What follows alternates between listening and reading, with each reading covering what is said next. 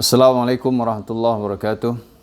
Alhamdulillahirabbil alamin wa bihi nasta'inu ala umurid dunya waddin. Wassalatu wassalamu ala asyrafil anbiya'i wal mursalin nabiyina Muhammadin wa ala alihi at-tahirin wa ashabihi al-khairin wa man tabi'ahum bi ihsanin ila yaumiddin. Amma ba'du.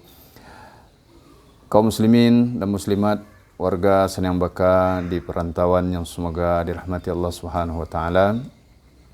Pertama, saya mengajak diri saya dan kita semuanya untuk bersyukur pada Allah Subhanahu wa taala atas segala nikmat yang Allah berikan pada kita.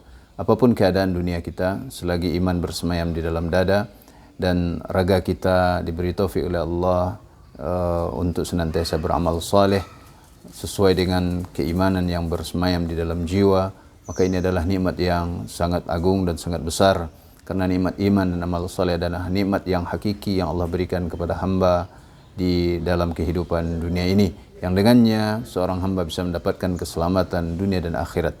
Kemudian kaum muslimin dan muslimat, saudara-saudara seiman warga Senyang Baka di rantau yang semoga dirahmati Allah SWT. Tentu pada saat ini kita semua tahu bagaimana keadaan dunia sekarang, yaitu sedang dilanda oleh wabah corona. Oleh karena itu tidaklah salah rasanya kalau pada kesempatan ini saya menyampaikan wasiat untuk bersabar dan bersabar. Sungguhnya Allah Subhanahu wa taala memberikan keutamaan pada orang yang bersabar dalam musibah, dalam ujian, dalam cobaan. Sungguh amat sangat besar keutamaan orang yang bersabar. Oleh karena itu Allah Subhanahu wa taala berfirman dalam surah Al-Baqarah ayat 153 sampai 155, yang mana kaum muslimin dan muslimat semua mengenal ayat ini insyaallah. Ayat ini sangat sering dibaca oleh imam, yaitu ya ayyuhalladzina amanu ista'inu bis-sabri was-salah innallaha ma'as sabirin. Wahai orang-orang beriman, mintalah pertolongan pada Allah dengan kesabaran dan salat. Dua perkara, sabar dan salat. Sesungguhnya Allah bersama orang-orang yang bersabar. Di akhir ayat ini Allah mengatakan sesungguhnya Allah bersama orang-orang yang sabar. Jadi sebuah keutamaan yang besar. Tidak ada keutamaan yang lebih daripada bersama Allah Subhanahu wa taala. Tidak ada keutamaan yang sangat agung daripada orang yang bersabar. Dan mana orang bersabar ini? Allah menyatakan bahwa Allah bersama mereka. Allah memberikan pertolongan kepada mereka. Oleh karena itu, kita ingin mendapatkan pertolongan dalam wabah ini, kita harus bersabar karena Allah Subhanahu wa taala. Dan ini didahulukan daripada ayat sesudahnya, ya. Wala taqulu liman yuqtalu fi sabilillahi amwat bal ahya walakin la tash'urun. Wala nabluwannakum bi syai'in minal khawfi wal ju'i wa naqsin minal amwali wal anfusi wath thamarat wa basyyiris sabirin alladzina idza asabathum musibatun qalu inna lillahi wa inna ilaihi raji'un. Ya. Kaum muslimin rahimani rahimakumullah. Kemudian Allah SWT baru menjelaskan tentang musibah-musibah yang menimpa orang yang mati di jalan Allah. Jangan kita sangka dia mati, tapi dia hidup, ya, akan tapi kita tidak mengetahui. Kemudian Allah memastikan Allah akan menguji kita, ya, dengan sedikit bisyai'in, sedikit ketakutan, rasa lapar, ya, dan kekurangan buah-buahan, kekurangan harta, kekurangan buah-buahan, kekurangan jiwa. Ada yang mati, ya. Akan tapi di akhir ayat Allah kembali tutup dengan wabasyiris sabirin, yaitu berilah berita gembira bagi orang-orang yang bersabar. Tadi sudah Allah dahulukan dengan apa? Innallaha ma'as sabirin. Sesungguhnya Allah bersama orang-orang yang sabar. Kemudian wabasyiris sabirin, dan berilah berita gembira bagi orang-orang yang sabar. Apa itu? Siapa mereka? Alladzina idza asabathum musibatun qalu inna lillahi wa inna ilaihi raji'un. Yaitu orang-orang yang jika ditimpa oleh musibah mereka berkata, inna lillah, sesungguhnya kami hanyalah milik Allah. Ya. Kita ini milik Allah.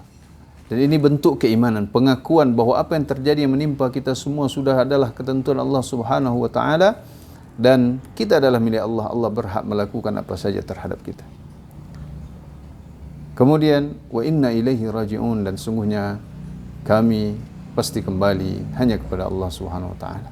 Oleh karena itu, keimanan kita hendaknya menguatkan kita dalam keadaan musibah ini. Menguatkan kita untuk kembali kepada Allah SWT, meninggalkan dosa, meninggalkan maksiat. Apalagi di bulan Ramadan ini adalah saat jiwa kita sedang tunduk-tunduknya karena berpuasa, sehingga kita lebih mudah untuk mendekatkan diri kepada Allah SWT, untuk khusyuk, untuk menyerahkan semua urusan kita kepada Allah Subhanahu wa taala, menepis segala kesombongan kita yang selama ini mungkin bersemayam di dalam dada kita. Kaum muslimin rahimani rahimakumullah, kesulitan yang menimpa kita ya, mungkin belum seberapa dibandingkan kesulitan-kesulitan orang-orang sebelum kita. Bahkan Nabi SAW, sebagaimana diceritakan oleh istri beliau Aisyah radhiyallahu anha dalam Sahih Bukhari, Sahih Muslim, ya, pernah anak kakak beliau Urwah, ya, anak dari Asma binti Abi Bakar, pernah bertanya atau pernah bertanya kepada Aisyah radhiyallahu anha, bibinya. Beliau berkata kepada Urwah, wahai anak saudariku, sungguh kami melihat hilal demi hilal, 3 kali hilal atau bulan sabit, ya, dalam 2 bulan, ya.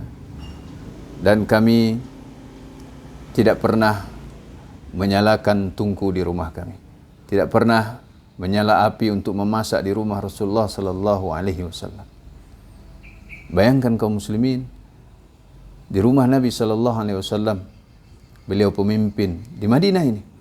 Ini kejadian di Madinah. Beliau pemimpin, beliau Rasul, beliau Nabi. Tapi di rumah beliau tidak menyala api untuk memasak selama 2 bulan. Maka Urwah Ibn Zubair, ya, heran dan bertanya, wahai bibiku, lalu dengan apa kalian hidup? Dengan apa kalian bertahan hidup? Kata Aisyah radhiyallahu anha, al-aswadan. Ini istilah orang Arab untuk 2 hal, 2 perkara, 2 benda, yaitu air dan kurma. Ya, 2 yang hitam, yaitu air dan kurma. Jadi Nabi SAW dan istri-istri beliau hanya makan kurma dan air. Jangan membayangkan air sirup, air susu, air teh, kopi, dan segala minuman yang lezat. Ya, hanya air dan kurma. Ini yang dimakan dan diminum oleh Nabi Shallallahu Alaihi Wasallam dan istri-istri beliau selama 2 bulan. Hanya saja kadang-kadang sesekali tetangga-tetangga Nabi Shallallahu Alaihi Wasallam itu memberikan manihah kepada beliau. Manihah ini adalah istilah bagi orang Arab. Ya, orang Arab itu memiliki onta atau sapi ataupun kambing, ya, biasanya kambing, ya. Lalu para tetangga ini, ya, memberikan manihah kepada Nabi SAW. Artinya apa? Beliau izinkan Nabi SAW mengambil susu kambing ini. Setelah selesai, kambingnya dikembalikan ke pemiliknya. Jadi dengan air susu kambing pemberian dari tetangga ini, dan ini diperas sendiri oleh Nabi SAW, diberikan kepada istri-istrinya. Dan itu kadang-kadang. Di yang umum adalah air dan kurma. Bayangkan kaum muslimin rahimani rahimakumullah, ini kesulitan yang sangat luar biasa. Tapi Nabi Muhammad SAW dan para istri-istri beliau, ibu-ibu orang beriman, bersabar. Mereka tak mengeluh. Ya. Sehingga Nabi SAW dimuliakan oleh Allah Subhanahu wa taala. Wa basyiris sabirin. Innallaha ma'as sabirin. Tidak ada artinya kita mengumpat, mencaci, mencela pemimpin kita, tetangga kita, saudara kita. Mari bersama mengajak untuk bersabar. Mari bersama saling peduli kepada sesama, orang-orang sekitar kita, karib kerabat kita. Jangan menambah masalah dengan ketidaksabaran kita. Sungguhnya Allah bersama orang-orang yang sabar. Semoga wasiat singkat ini bermanfaat bagi saya dan kita semuanya, terutama warga Senyambaka di rantau Semoga selalu dalam lindungan Allah Subhanahu wa taala dan diberikan taufik untuk beribadah di bulan Ramadan ini, walaupun dalam wabah ini bisa beribadah di rumah, bisa membaca Al-Quran, bisa salat tarawih dan segala macamnya, dan diberi husnul khatimah hendaknya dari kehidupan dunia ini. Barakallahu li wa lakum. Mohon maaf atas segala kekurangan. Wassalamualaikum warahmatullahi wabarakatuh.